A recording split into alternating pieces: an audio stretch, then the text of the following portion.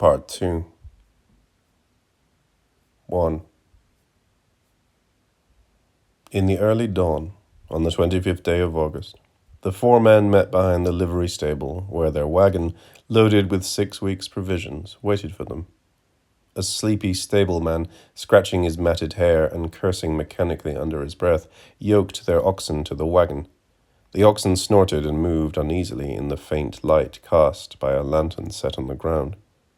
His task completed, the stableman grunted and turned away from the four men. He shambled back toward the livery stable, swinging the lantern carelessly beside him, and dropped upon a pile of filthy blankets that lay on the open ground outside. Lying on his side, he raised the glow of the lantern and blew out the flame. In the darkness, 3 of the men mounted their horses. The 4th clambered into the wagon.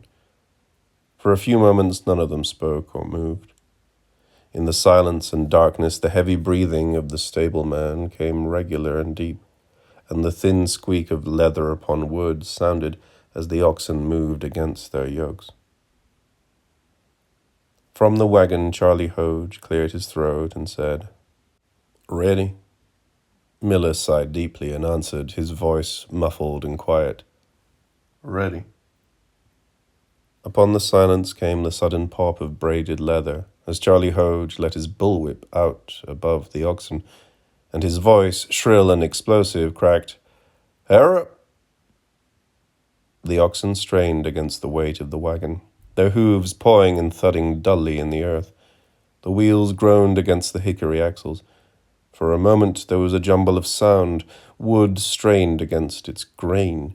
Rawhide and leather slapped together and pulled in high, thin screeches, and metal jangled against metal. Then the sound gave way to an easy rumble as the wheels turned and the wagon slowly began to move behind the oxen. The 3 men preceded the wagon around the livery stable and into the wide dirt street of Butcher's Crossing. Miller rode first, slouched in his saddle. Behind him, forming a broad-based triangle, rode Schneider and Andrews. Still no one spoke. Miller looked ahead into the darkness that was gradually beginning to lift.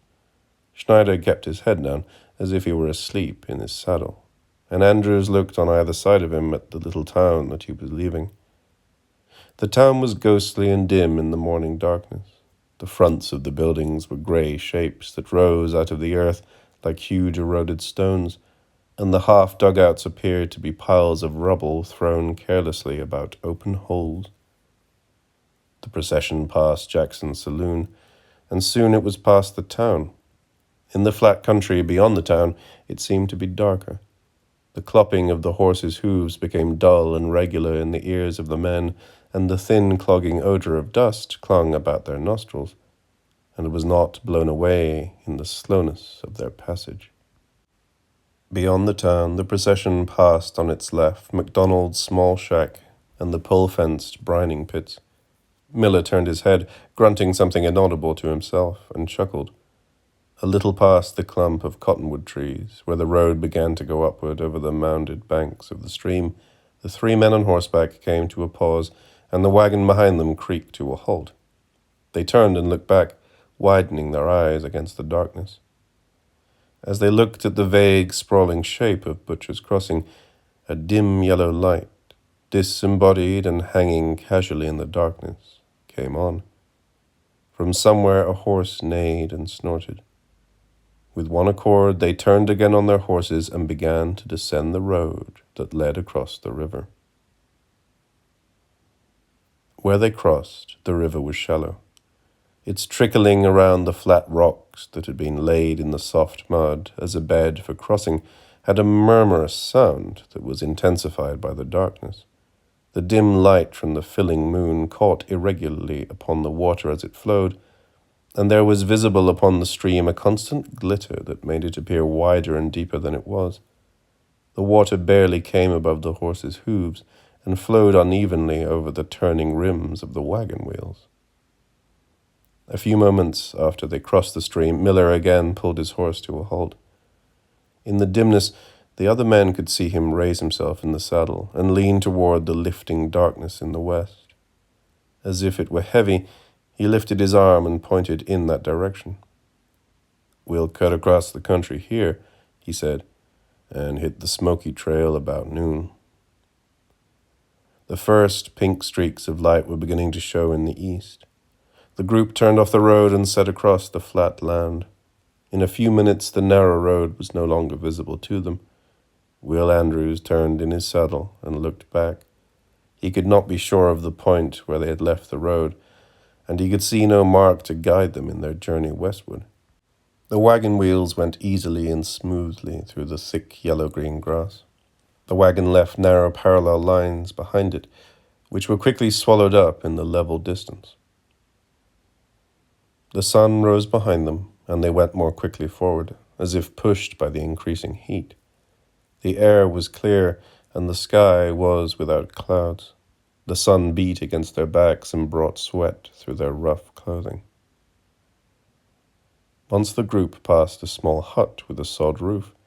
The hut was set on the open plain. Behind it, a small plot of ground had been cleared once, but now it was going back to the yellow-green grass that covered the land. A broken wagon wheel lay near the front entrance, and a heavy wooden plough was rotting beside it. Through the wide door, at the side of which hung a scrap of weathered canvas, they could see an overturned table and the floor covered with dust and rubble. Miller turned in his saddle and spoke to Andrews. "Gave it up." His voice had a thin edge of satisfaction. "Lots of them have tried it, but don't many make it. They pull out when it gets a little bad." Andrews nodded, but he did not speak. As they went past the hut, his head turned. He watched the place until his view of it was cut off by the wagon that came behind them.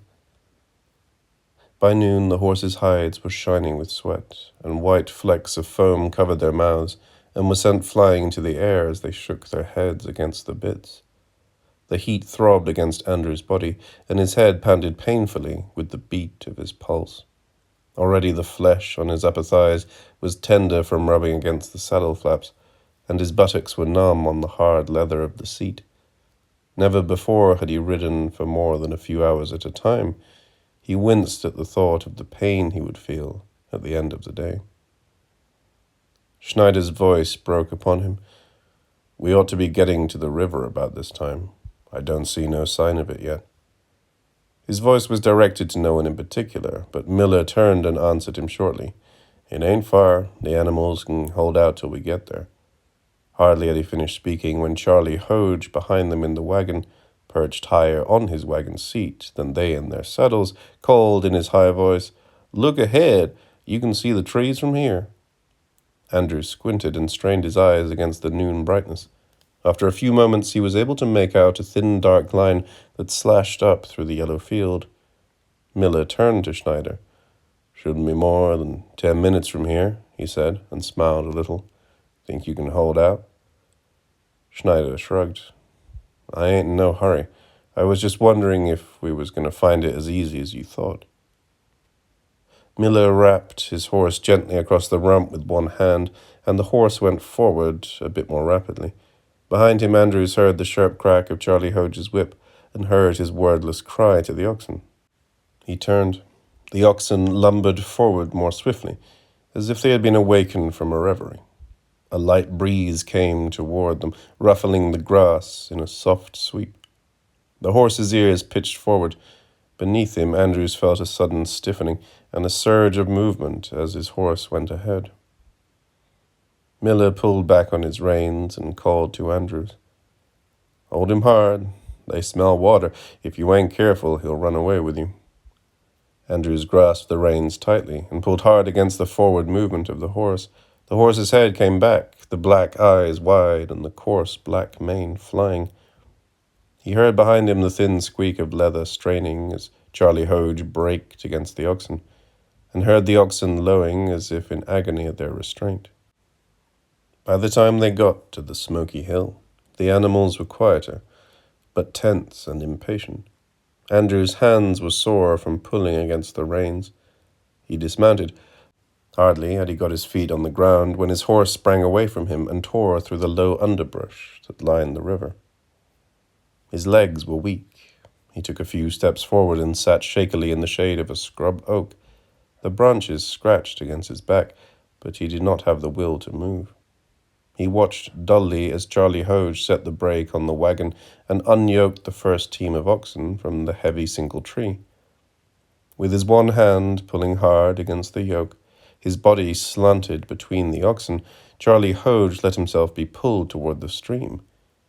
He returned in a few moments and led another pair to the stream, while the remaining oxen set up a deep and mindless lowing. Miller dropped upon the ground beside Andrews. Schneider sat across from them, his back to another tree, and looked about indifferently. Charlie has to lead them down 2 at a time, yoked together, Miller said. If he let 'em all go down together, they might trample each other. They ain't got much more sense than buffalo. By the time the last oxen were released from the wagon, the horses began to amble back from the river. The men removed the bits from their horses' mouths and let them graze. Charlie got some dried fruit and biscuits from the wagon, and the men munched on them. Might as well take it easy for a while, Miller said. The stock will have to graze, so we can take it easy for a couple of hours. Small black flies buzzed about their damp faces, and their hands were busy slapping them away. The slow gurgle of the river, hidden by the dense brush, came to their ears. Schneider lay on his back and placed a dirty red handkerchief over his face and folded his bare hands under his armpits. Soon he was asleep, and the center of the red handkerchief rose and fell gently with his breathing. Charlie Hodge wandered along the grassy outer bank of the river toward the grazing animals. "How far have we come this morning?" Andrews asked Miller, who sat erect beside him. "Pretty near 8 miles, Miller answered. "We'll do better when the team is broke in. They ain't working together like they ought to." There was a silence. Miller continued, "A mile or so ahead, we run into the Smoky Hill Trail. It follows the river pretty close all the way into the Colorado Territory. It's easy traveling. Should take us less than a week." "And when we get into the Colorado?" Andrews asked. Miller grinned briefly and shook his head. "No trail there. We'll just travel on the country." Andrews nodded. The weakness in his body had given way to a lassitude. He stretched his limbs and lay on his stomach, his chin resting on his folded hands. The short grass, green under the trees and moist from the seepage of the river, tickled his nostrils. He smelled the damp earth and the sweet, sharp freshness of the grass. He did not sleep, but his eyes drooped and his breath came evenly and deeply. He thought of the short distance they had come, and he tensed muscles that were growing sore. It was only the beginning of the journey. What he had seen this morning, the flatness, the emptiness, the yellow sea of undisturbed grass, was only the presentiment of the wilderness. Another strangeness was waiting for him when they left the trail and went into the Colorado Territory. His half-closed eyes nearly recaptured the sharp engravings he had seen in books, in magazines, when he was at home in Boston. But the thin black lines wavered upon the real grass before him, took on color, then faded. He could not recapture the strange sensations he had had long ago, when he first saw those depictions of the land he now was seeking. Among the 3 men who waited beside the river, the silence was not broken until Charlie Hodge began leading the oxen back to the wagon to yoke them for the resumption of the afternoon trip. The trail upon which they went was a narrow strip of earth that had been worn bare by wagon wheels and hooves. Occasionally deep ruts forced the wagon off into the tall grass, where the land was often more level than on the trail.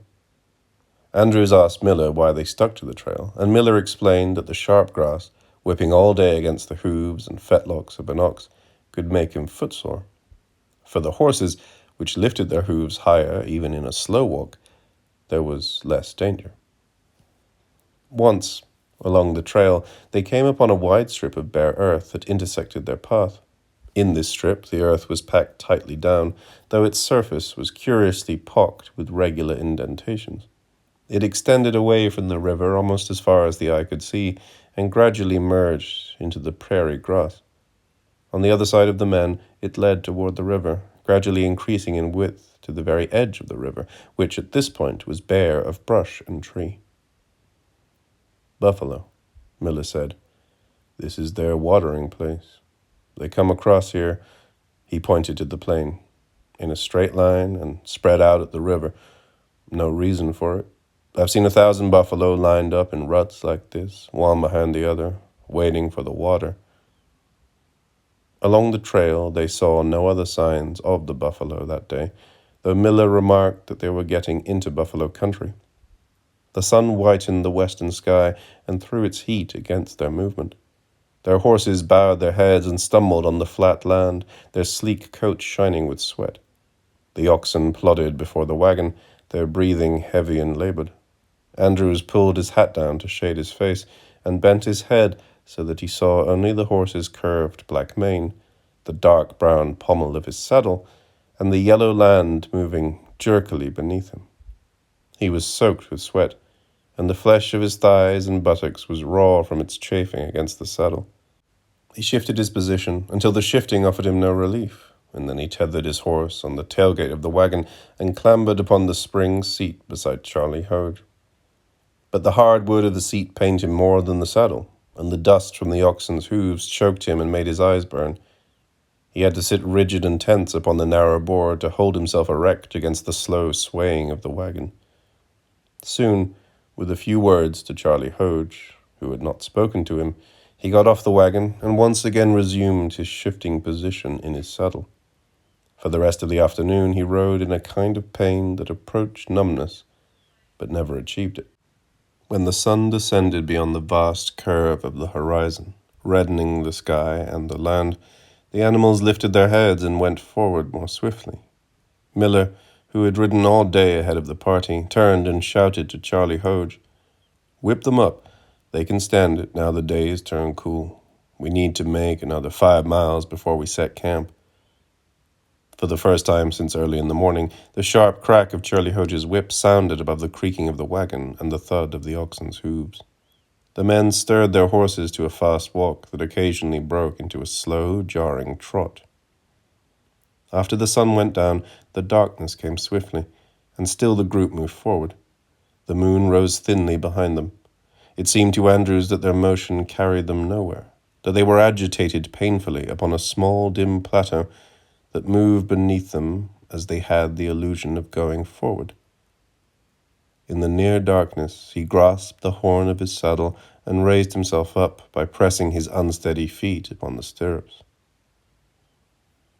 About 2 hours later, Miller, a vague shape that seemed a part of the animal he rode, halted and shouted back to them in a voice clear and sharp in the darkness. "Pull her up at that clump of willows, Charlie. We camp here." Andrews went cautiously toward Miller, holding his reins tightly against the movement of his horse. Dark against the lesser darkness, the brush of the riverbank sprang up before him. He tried to remove one foot from a stirrup to dismount, but his leg was so stiff and numb that he was unable to do so. Finally, he reached down and grasped the stirrup by its strap and tugged until he could feel the stirrup swing free. Then he threw the weight of his body to one side and half fell from his horse. He supported himself for a few moments on the ground by holding hard to his saddle. "Rough day." The voice was low but close to his ear. He turned. Miller's broad white face hung in the darkness. Andrews swallowed and nodded, not trusting himself to speak.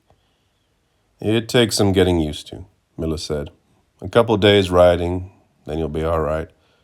He untied Andrew's bedroll from behind his saddle and gave the horse a heavy slap on the rump. "We'll bed down in that little draw on the other side of the willows. Think you can manage now?" Andrews nodded and took the bedroll from him. "Thanks," he said. "I'm all right." He walked unsteadily in the direction that Miller had indicated, though he could see nothing beyond the dark clump of the willow. Dim shapes moved around him, and he realized that Charlie Hoge had already unyoked the oxen, and they were crashing their way to the river. He heard the sound of a shovel pushing into earth and grating on rock, and saw the glint of moonlight on the blade as it was turned. He went nearer. Charlie Hoge was digging a small pit. With his good hand he held the handle of the shovel, while with one foot he thrust the blade into the ground. Then, bending over, he cradled the handle in the bend of his other arm and levered the shovel up, spilling the earth beside the pit he was digging. Andrews dropped his bedroll to the ground and sat upon it, his arms thrust between his legs, his fingers curled loosely on the ground. After a few moments, Charlie Hodge stopped his digging and went away into the darkness, returning with a bundle of twigs and small branches. He dropped them into the pit and struck a match, which flamed fretfully in the darkness, and thrust the match among the small twigs. Soon the fire was burning brightly, leaping up into the darkness. Not until then did Andrews notice Schneider lounging across from him on the other side of the fire. Schneider grinned at him once, sardonically, his face flickering in the flame light. Then he lay back on his bedroll and pulled his hat over his face. For the next hour or two, in his exhaustion, Andrews was only vaguely aware of what had happened around him. Charlie Hodge came in and out of his sight, feeding the fire. Miller came up near him, spread out his bedroll, and lay upon it, his gaze directed at the fire. Andrews dozed. He came awake with a start at the aroma of brewing coffee, and looked about him with a sudden bewilderment. For a moment all he could see was the small glowing patch of coals in front of him, which sent an intense heat against his face and arms. Then he was aware of the bulky figures of Schneider and Miller standing near the pit. Painfully he raised himself from the bedroll and joined them. In silence the men drank their coffee and ate the scalding beans and side pork that Charlie Hodge had prepared. Andrews found himself eating wolfishly, in great gulps, though he was not aware of any hunger. The men scraped the large pot clean of the food, and sopped the liquid in their tin plates with crumbs of dried biscuit. They drained the blackened coffee pot to the dregs, and sat on their bedrolls with their hot coffee, sipping slowly, while Charlie Hodge carried the utensils down to the river. Without removing his shoes, Andrews folded his bedroll over him and lay on the ground. Mosquitoes buzzed about his face, but he did not brush them away. Just before he went to sleep, he heard in the distance the sound of horses' hooves, and the faint squeal of rapidly turning wagon wheels. The far sound of a man's voice shouting indistinguishable words rose above the other noises. Andrews lifted himself on an elbow. Miller's voice came to him very close, out of the darkness. Buffalo hunters, probably one of MacDonald's outfits. His voice was edged with contempt. They're going too fast. Can't have many hides. The sounds faded into the distance. For a while Andrews remained on his elbow, his eyes straining in the direction that the sounds had come from. Then his arm tired, and he lay down and slept almost immediately.